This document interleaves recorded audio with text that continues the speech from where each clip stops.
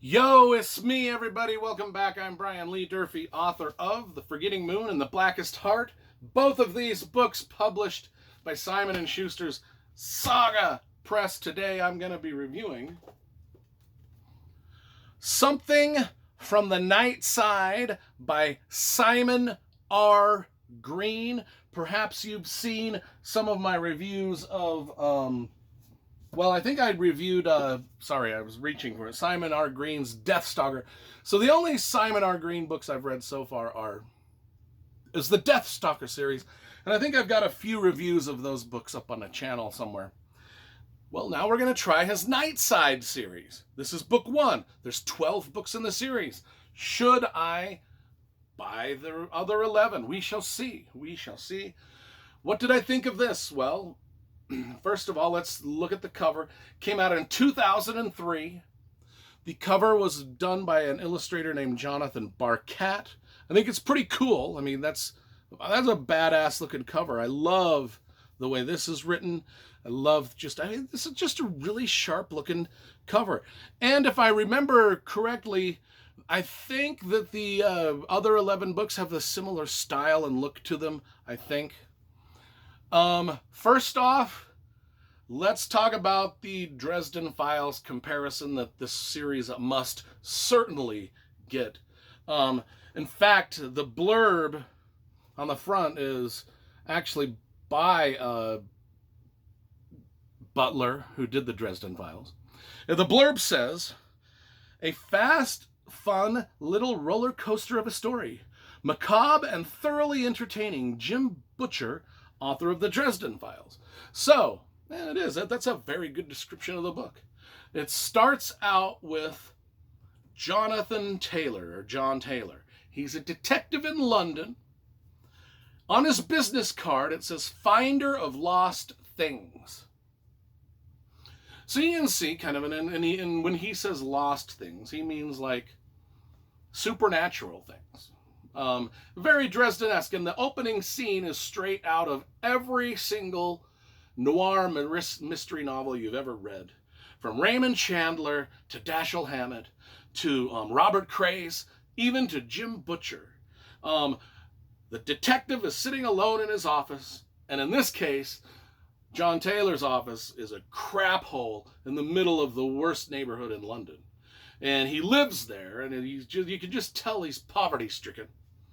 And in walks a woman, a beautiful woman, with a case for him to solve.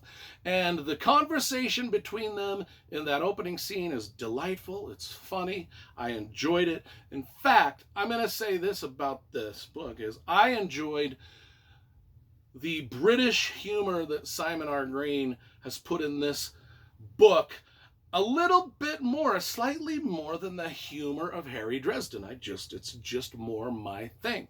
Humor is very, very difficult to write. That's why I don't attempt it much in my own books. I think I can be funny in front of the camera. At least I think I am. I mean, you be the judge of that. I think I can be spontaneously funny in front of a crowd or my friends, but to write humor is a big, huge other ball of problems. And Simon R. Green does a great job of it, an absolutely great job of it. So we're starting off really good. And the pretty lady says to him, she comes in the office, they have their witty banter back and forth, which made me chuckle. And she says that I've lost my daughter, my teenage daughter has run away, and I want someone to find her. The local law enforcement can't find her, nobody can find her. I was directed to you because you are the finder of lost things. Says right on your business card that you are. And Harry Dresden is like, well, yeah, but I don't know if I want to find your daughter. And she's like, well, I'll give you $100,000 if you do. And he's like, where do I sign? I'll do it. I'll find her tomorrow. And then she says, well, someone has, rumor is she's wandered into this place called the Nightside. Now, the Nightside is a place where John Taylor used to live. It is a 1 square mile set of street block, a 1 square mile little community. I don't know what the hell to call it. A 1 square mile It's 1 square mile inside of London, full of myths and monsters and everything you don't want to deal with. And it's very hard to get into this place because it's guarded well and it's supernatural and it's just sort of like Hogwarts. It's a little bit of a mystery or a myth that it even exists. But our main guy, John Taylor, lived there once, and he escaped there barely with his life. And now this lady wants him to go back in there to save her daughter. And he's already agreed to it because it's $100,000. And so he's like, well, shit. And then she's like, there's one other catch. Not only do I want you to go into the night side to find my daughter, but I am going to come with you. And he's like, oh, I cannot. Oh, from the opening pages of this novel, you can tell he hates this lady. Hates everything. She's an irritating woman. And he's like, I can't, there's no way that you're coming with me into the most dangerous part of the planet. And because you were the most irritating person I've ever met. And I just don't think I can do it. And she's like, well, I mean, she keeps offering more and more money. And he's just like, oh, gotta do it. I mean, look at this shithole I live in. He's like, I gotta do it.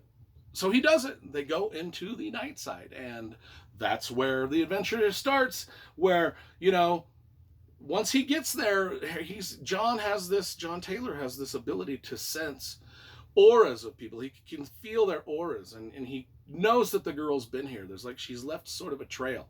Like like when an old hound dog sniffs through the sniffs, he's like that, but with this aura. And they go into this bar called Strange Fellows, which is a bar that apparently John Taylor used to hang out in. And that's where he starts to gather his clues. And and people are like, hey, you're back, dude, you're back. We never thought we'd see you again. And he's like, well, and then he starts asking questions about the girl. Anyway, I'm not going to tell you the plot of the thing, but it goes into very Harry Dresden-esque territory with the monsters and the vampires and everything, and all the creepy crawlies and weird supernatural phenomena that are just in the night side. And not only is he searching for this missing girl, but as soon as he enters the night side, the people that were hunting him previously now are on his scent again, and now he's being hunted. So at the same time he's chasing the young girl, he's also being hunted by a bunch of baddies. And, I enjoyed it. I thought it's only 180 pages long. It's shorter than a Louis L'Amour Western, as are all of the books in this series. So I actually thought it was really, really well done for as short as it was. And a lot of stuff packed into this. A lot of really great dialogue and action and adventure and plot stuffed into a short novel. And I should have known because, Deathstalker, if you followed my channel, you know that the Deathstalker series is one of my top 10 favorite science fiction series of all time. So I should have known that this would be just as good. And I really liked this. I'm going to give Something From The Nightside by Simon R. Green. Let's give this a solid 9 out of 10. It's just a good book, and it that sits side by side with the Dresden Files. It's just that good.